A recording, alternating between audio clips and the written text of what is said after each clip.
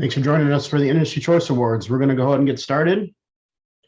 This is the best of the best Industry Choice Awards, firearms products and accessories. This is the 2021 edition presented by OMP. A little bit about OMP. Unitopoled Plastics is the specialist supplier focusing on outdoor recreational products in the industry of firearms mainly. We're proud supporters of the Industry Choice Awards. Our host today will be David Power. I'm sure you all know David. He's our ICA chairman, and he's been in the industry for a long, long time. Outdoor products industry, specializing in that. And he serves on the board of many outdoor recreational scholarship funds, head of the Industry Choice Awards, obviously. And he's been a competitive shooter, match director, range master, chief range officer, and multiple other disciplines for a long, long time. So I will turn it over to David now. Take it away, David. Great. Thanks, guys. Thanks, Rich, and thanks everybody for joining us today. A little different, obviously. We did the webinar type thing last year based on with the COVID, and we're just coming out of that whole pandemic situation. So I want to give you an idea that we didn't want to delay any longer and supply the results for the year. But our agenda for today is we're going to do talk about the ICA 2021 challenges, the industry. We're going to do a little bit of industry data and some industry changes that have happened, about our evaluation process, a little bit about our evaluators, and then we're going to talk about which categories we selected this year based on the number of submissions for product categories. And then, of course, the coveted product awards presentations and our closing remarks. Hope to keep this just a little bit, about 30 minutes, or maybe a little bit over on that, but I'll talk fast, so you guys try to keep up, and we'll have a few closing remarks with a great match announcement that's coming up for this fall. So let's talk quickly about some of the challenges that we faced this year for the Industry Choice Awards and evaluations. This is our fifth year, I think. Yeah, fifth, maybe sixth year going on for the evaluations. We've had lots of great evaluators over those 5 years, lots of changes to it. This year had its own unique challenges, where we were lucky in 2020 that we just got our evaluations in before the country started shutting down with travel and those things. But this year we still had several limitations on travel, which kept people from getting there.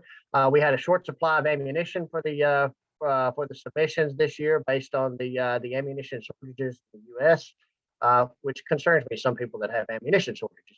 And then the product backlogs of production that took place, people that just could not get product off the line with the amount of backlogs that they had. And then, of course, our state restrictions of gatherings and those types of things. So we just decided we were going to adapt and overcome, and the show must go on. So here we go. We moved the location this year to Lead Farm out in Missouri. Well, what a fantastic facility. We appreciate those guys hosting us out there. Great bunkhouse facility that we really enjoyed staying at. Had a great opportunity for us for a big showroom that we were able to do our evaluations in, lots of room to work for, and good range space. And I highly suggest, if you have that opportunity, to stay at the bunkhouse anytime you're at Lead Farm, anytime you're in that area, or just go shoot a match or enjoy their facilities. It's a fantastic spot. I'm looking forward to going back there again next year for our evaluations.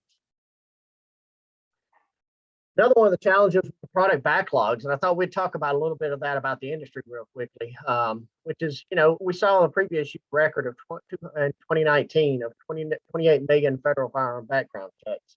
And now in 2020 came in with 39.6 million. I pulled this off of a article a friend of ours, Ryan Kleckner of Gun University, did on May 3rd, 2021. And we've just seen how most gun stores have been out of inventory for months, and just imagine how higher that number would have been as far as background checks and sales had we actually been able to have the inventory.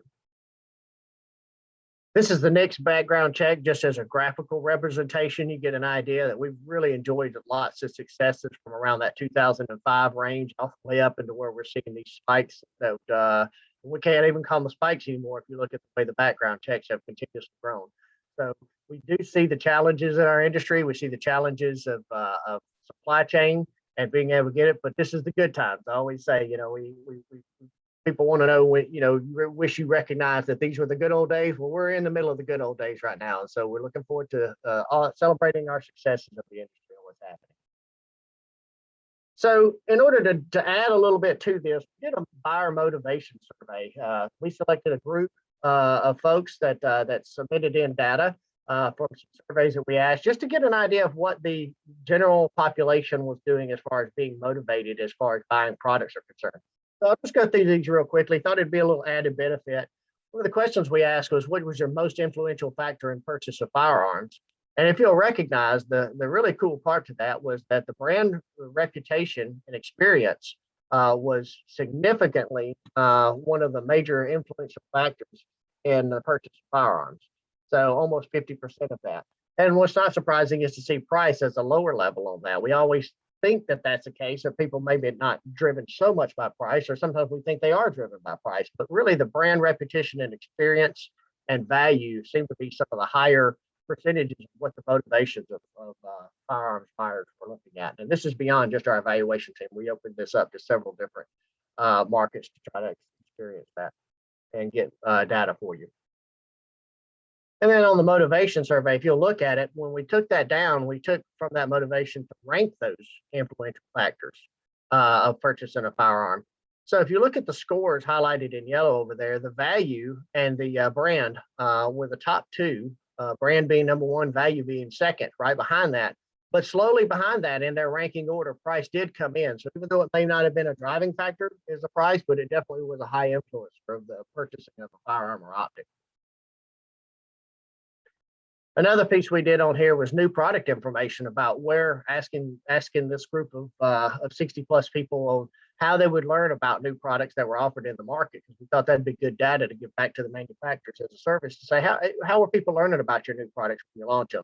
And we see that the number one selection on that was social media, which we know the challenges with social media, how they don't necessarily appreciate the firearms market and the things that we do on there and have some restrictions on that. But social media is still one of the largest factors based on the survey group that we used of how they learn about new products offered. But then closely followed by, things like the gun shows and friends. So interesting statistics just to take and use as you would have. And then where would they most likely make your next purchase at in this market? Really interesting on that the big box stores didn't show up as much as we would have normally expected, I think, but the online retailers and the local gun stores still seem to be one of the most motivating factors. That's especially out of the group that we have showing as far as that we polled in their results that they were going to buy their next purchase from an online retailer or local gun store. So I'll move over from now to how we do the evaluation process. Hope this is old news for some that are returning. Hope this is good, interesting information for the people who are have joined us again for this year about the process of what we do on our evaluation. What we try to do is we try to develop a team of evaluators. Usually that's between 20 to 30 people with diverse experience in the industry, and we make sure that they're not employed by potential submitting companies or that their paychecks or living come from something like that. In a year like this year, we had a little less of the evaluators due to some of the challenges and restrictions, but I think we still got some excellent data. And the people that were evaluators this year worked really, really hard, and we had some fresh new faces as well. We try to then give them specific leading questions. So they have an opportunity where the questions are leading them to look for things like form, fit, function across multiple areas of the products to try to lead them into the areas to look at. And then we try to set the stage for that. And this at Lead Farm this year was an excellent opportunity where we were able to create an inside environment like a retail store, to where the evaluators were able to walk in and only look at certain things as if they were in a retail store to be able to buy the product. But then we also gave them the next opportunity to go out to the range and actually take the data they've already collected and then compare that as well, and either change some information or whatever for what they found from actually shooting the event. So are taking the products out to the range and actually shooting them or taking them out, looking at them longer range, those type of things. And then we try to provide you guys back, as far as the industry is concerned, confidential and exclusive information back to the submitting company. So the only data that we'll be sending after this back are the data for your specific product. So if you submitted that product, you'll get your data back. You'll see what the evaluators' exact comments were about your products, and exact rankings were about your product. But you won't have that obviously to compare to the competitors or anything else in that category. We try to do that so that it's just raw feedback, doesn't go anywhere else. The only people that have that information will be you. So to tell you about the group this year that we put together about the 2021 evaluators, we asked them several questions to start off with about what describes their experience with firearms and components. So just to give you a picture of what they look like this year, because of the travel restrictions and some of the areas where we moved into the Midwest, we did end up with about 62.5% of the group came this year from the Midwest category of the area. In the past, we've obviously seen international and a little more diverse crowd, but we did have 62.5 from the Midwest and another 37.5% from the Southeast concentration. About half of the group, actually half of the group were competition style shooters. We always find that the competition style shooters seem to have some of the highest levels of information because they're using it, whether it be for USPSA, pre-gun, PRS, all the different type of shooting sports. They seem to be more active and have more have a large, broader range of experience within the firearms and optics and accessories categories. But from that, we had about 50% that were some sort of competition shooter, and then the other 50% came from diverse backgrounds as well, from either being gunsmiths or manufacturing type of people, law enforcement, military, hunting, or other type of areas, just general enthusiasts as well. That kind of sums up a little bit about our evaluator group as a demographic. But then we also have their average knowledge on here. You can see that all of them rank well into that 40+% with very high markings in the above average categories in commercial rifles, shotguns, automatic rifles, those type of things, handguns. So we've got a very good diverse group of just general firearms enthusiasts, competitors, gunsmiths, and all that use these products. And on average, we asked them about how much time they spend with that. So if you can see that over half of that chart actually runs, over 11 plus hours per week, and a big percentage as well with over 21 hours per week they spend with related to firearms, components, reading, internet searches, or, reloading, those type of things. And the other 0.5% more of your general average person that maybe has to work more for a living or something of that nature and doesn't work in the industry type thing. As some of us get opportunity to do. And then you've got your most frequently sourced firearms and components information. So kind of tying back into where we ask another type of group about where they would get their information from, seems to support some of that data as well, where social media type of events and personal interaction with other shooters, gun shops, and things like that seem to be more of the higher percentages where the evaluators said they get their information about firearms components information from. And of course, websites being, another big portion of that where they're researching on the companies. I always try to put this piece in here to give you a little bit about the value of this. So we, based on some focus group value comparisons and all, this is the same type of thing we've used in the past. But this year we had a total of 18 people that spent an average of over 26 hours per person working on just identifying your products, answering questions about the products, putting raw comments in and things that they could send directly back to you.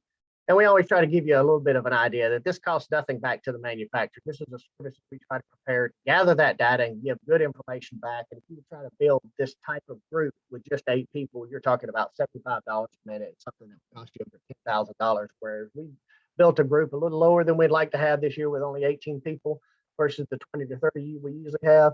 We think we've got some really good results and a very diverse background of good evaluator data this year. And we hope you enjoy the results once you get them.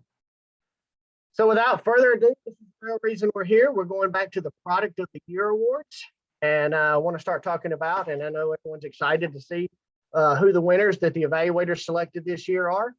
And so we'll talk about our product categories and how we do it.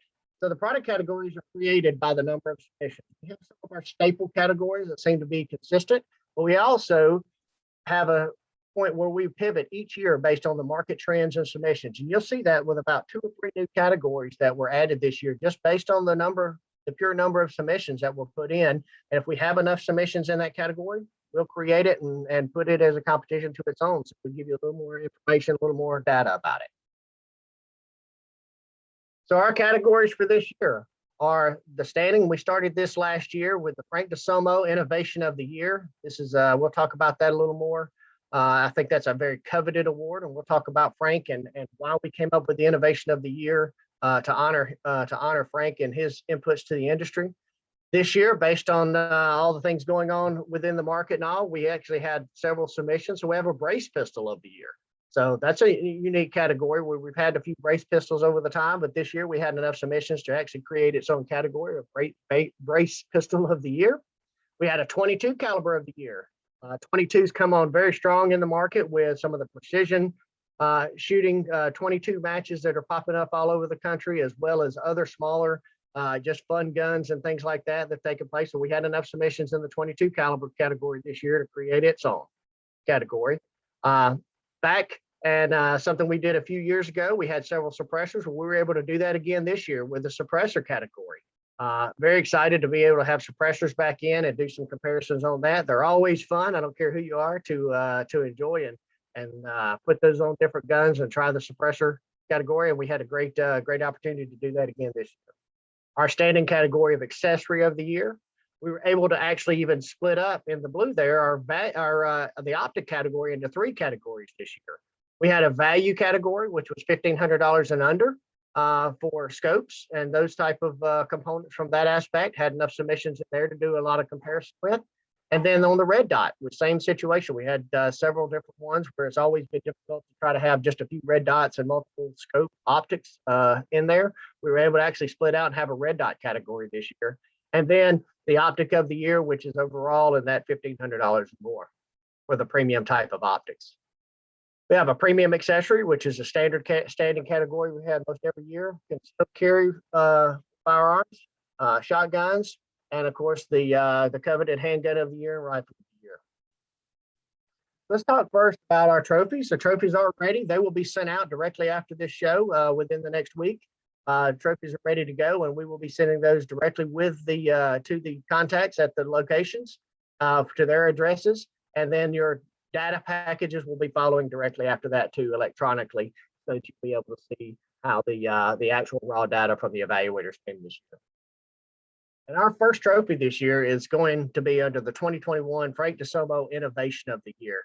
This trophy was created, something we came up with last year after a loss of one of our icons of the industry, Mr. Frank DeSomo. He is a 3-time winner of the ICA Rifle of the Year in 2017, 2018, 2019. And just what a great friend. And he also won the American Rifleman Golden Bullseye Award as well. I think a few times on there, but Frank was just such a big supporter of the Industry Choice Awards. He believed in our vision of actually taking your peers and your people directly in the shooting sports and in the industry. And he coveted this as one of the highest innovation type of things that he could do, that it really could take, that the people he knew or that he knew of in the industry would actually put together something for free to the industry to put back just raw data that he could use and to help innovate his products. One of his sayings was always innovate or die, and I love seeing that. So this is probably one of the most heartfelt trophies that we can probably give out, is the Frank DeSomo Innovation of the Year. And the 2021 Innovation of the Year product this year, I'll try to do the drum roll, I guess, but here we go. The Innovation of the Year, the Frank DeSomo Innovation of the Year for 2021 is the Armageddon Gear Tripod Caddy.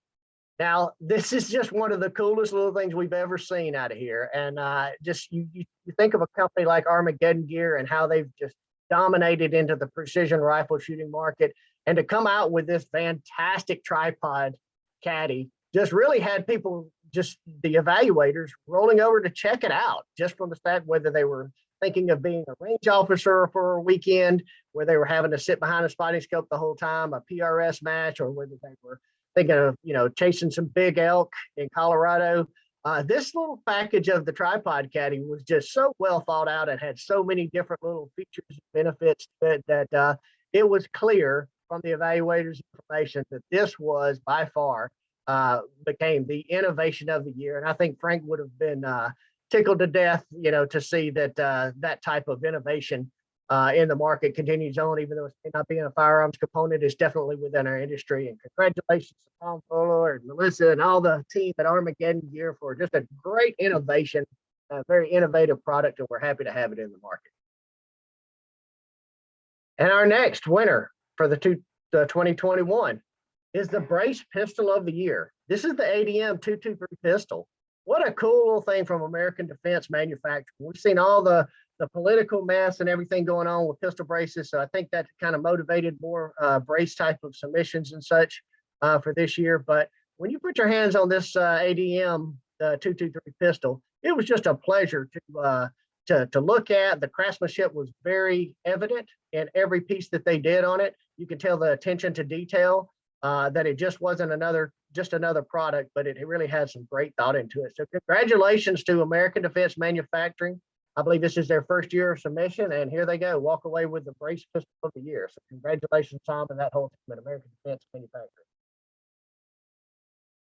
And next, the 22 caliber of the year. This should be no surprise, I don't think. There were several 22s in the categories this year, but this little Rebel was amazing. It was just one of those cool things that you could see innovation at its best. I mean, they took something that it's just, you can't help but just giggle when you pick the thing up. And then when you take it out and shoot, you're just absolutely amazed at the original and true American manufacturing from a company like POF USA and the amount of innovation that went on to this. So what an amazing little product this year. And I was so tickled to death that we had enough in the category to actually have a 22 caliber of the year, because this thing was definitely stood out amongst the field of pistols and rifles all together and all. But being able to be in its 22 caliber, it was just an amazing little piece. And congratulations to Cody and Tracy and all that team at POF.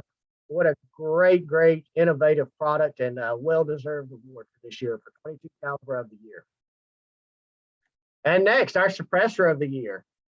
You know, and it's really tough sometimes when you've got all the different levels to judge suppressors, but hands down, this CGS suppressor, the 762, was just absolutely the amount of details and the amount of work that went into the production, and the amount of just attention to all of the little features, things, all were very evident in the product by itself in the retail environment.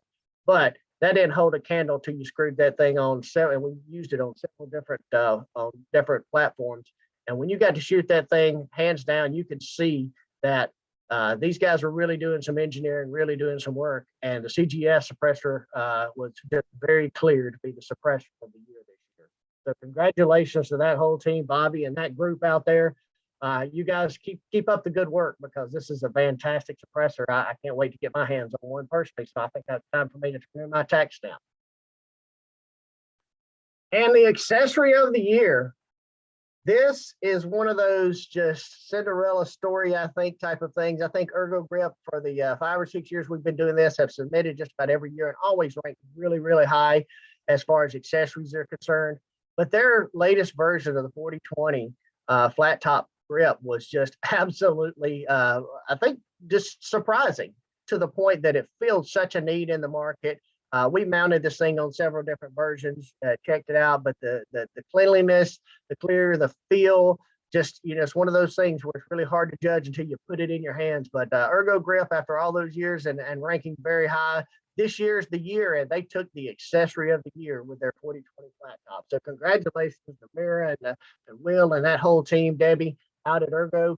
You guys have really hit one out of the park this year, and congratulations to evaluators who selected you as accessory of the year. And our value optic of the year. Now, this is, I believe, first year for Athlon to be part of the Industry Choice Awards.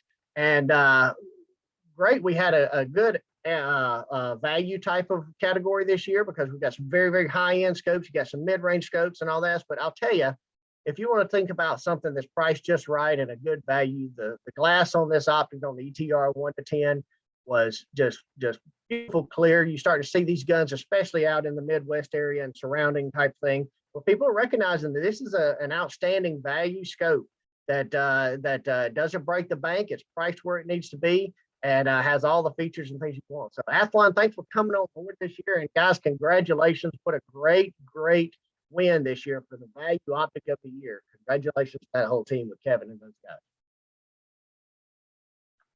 And then our category of Red Dot Optic of the Year. These guys came out of, I want to say out of nowhere just about, but over the last couple of years, Primary Arms has become part of the the industry choice awards and their submissions, and with the multiple red dots to take a look at, this little MD25 was quite a surprise for the evaluating team as you look through the data and how just clear and how detailed and the attention of things for this MD25. They sent a magnifier for it, all these different components and things, lots of good instructions on what to do for it. But the primary arms red dot was clear this year that they have really done some work, maybe paid attention to some of the details and feedback from the industry and different things. But that MD25 stood out this year as the red dot optic of the year as selected by our evaluation team. And next, the optic of the year goes to Night Force, the ATA CR. What do you say? What do you expect from Night Force? They have their price on there, but they actually get what you pay for, and they definitely put a lot of time, a lot of effort, a lot of engineering, and a lot of details behind the Night Force ATA CR. What a great scope! Congratulations to that whole team out there. Good job again on Night Force. I believe this may be the second year in a row for Night Force winning optic of the year. And then our premium accessory of the year, Athlon came big, put some of their accessory line in. And I'll tell you, these little range finding binoculars, it was just hard to beat. They really came through as a premium accessory, having all of the features and the benefits at a very good valued price for a set of range finding binoculars. Athlon, we did this obviously put more into the accessory category, but they did a great job of giving something that's very affordable, very sought after in the industry. I can see this being as in my next range bag for the market. So what a great, multiple bits of opportunities to use it for your elk hunting, deer hunting, on the range, whatever. These range finding binoculars were very clear, and they turned out to be just fantastic premium accessory of the year as selected by our evaluation team. And then our concealed carry pistol of the year, the Ruger Max 9. Now, you want to talk about really cool. We always expect good things to come out of a brand such as Ruger, such a highly company that's well recognized and all that. And they submit products consistently. They take the feedback in, but they really did a good job this year. The Ruger Max 9 on its carry pistol. The evaluators had great things to say about it. They talked about they tried it in different situations, how they would conceal, how they would do this. Got a lot of features, a lot of benefits, priced at a great value. So the Ruger Max 9 is the concealed carry pistol of the year as selected by the 2021 evaluation team. And then the shotgun of the year. This is pretty cool. Shotguns are up and down. It's really tough, especially on the domestic side of things. But we took one in this year. It was from the Tooth and Nail Armory. They did their custom Max Plus. And what's not fun about shooting a box-fed shotgun? So they provided in with comparison-wise. We had multiple magazines to try different things through. And this shotgun turned out to be just a very custom, very detailed, lots of great data collected out of it. So we had a lot of fun with that gun. And the shotgun of the year is the Tooth and Nail Armory Custom Max Plus. Congratulations, guys. And the handgun of the year. This is a fantastic piece here that was set in. The Walther PDP. I know a few years back, I've seen Walther throughout the years in the Industry Choice Awards. They've submitted different products. They always rank pretty high. They have their pieces, and they get lots of information back and forth or whatever. But this year is the Walther year, it looks like, for handgun of the year. Walther PDP with all of its features, different back straps, components, accessibility, options for optics and those type of things. Looks like they really went to the drawing board, did a lot of great details, a lot of great engineering that went into the Walther PDP. And the evaluation team for 2021 selected the Walther PDP as the handgun of the year. Congratulations to that whole group out at Walther. And then finally, one of the most coveted ones is the rifle of the year. And that's always a big category. We see lots of rifles in our evaluation. And the Ruger, steps forward again. I think our first Industry Choice Awards, the Ruger Precision Rifle won Rifle of the Year at that point. And now Ruger 6mm, they stepped the bar back up with their changes, with their updates, and with the refresh of the unit. And they come back in with the Ruger 6mm Precision, which ends up being the 2021 Rifle of the Year. So that summarizes up all of the awards for this year. Again, we'll be sending that out. Just to remind you guys, what we do is the Generation 3 gun is something that where the product submissions come in. We take a portion of those product submissions, we donate those back in if you leave them with us.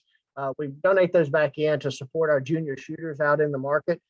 So they're able to do what Generation 3 actually does is it provides scholarships for junior shooters and match entry fees. So what they do is a junior shooter can go shoot a match and then turn in their sport sheets back in to the Generation 3 Scholarship Fund, and we will refund them their match fees. So it allows a little relief on the parents being able to take it, and we always know that this is our future to support the growth of youth shooting sports. Tell you what's coming next, and we'll wrap this thing up. The Firearms Industry Team Challenge and Celebration is coming September 10th through 12th. Now, we're going to do this in coordination this year with the Generation 3 3-gun match. You're going to get a double bang for your buck here. So we're going to hold it at the Gaston Shooting Center there in Iberia, Missouri. Great facility out there owned by Chad Francis and his group.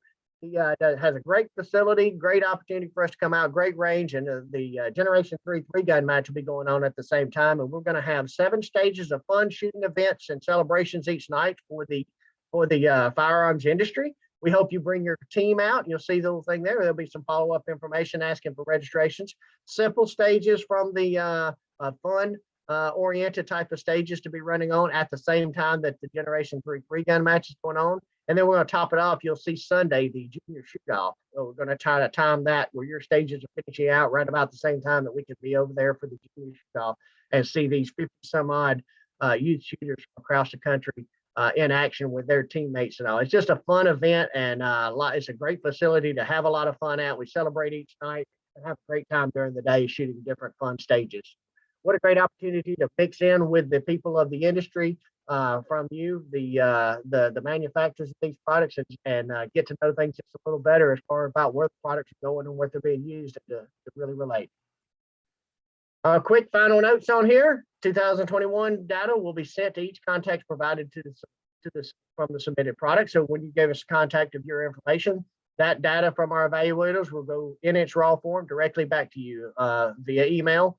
And so we'll follow up, make sure you receive that data, and it's yours to use as you please at that point. But only your data, and no competition data is going in there.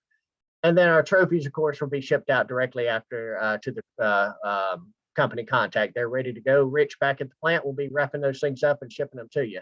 And then on our 2022 ICA submissions are due on February 28, 2022. So go ahead and mark your calendars now to make sure you're getting your new products set up, ready for the 2022 ICA submissions for next year.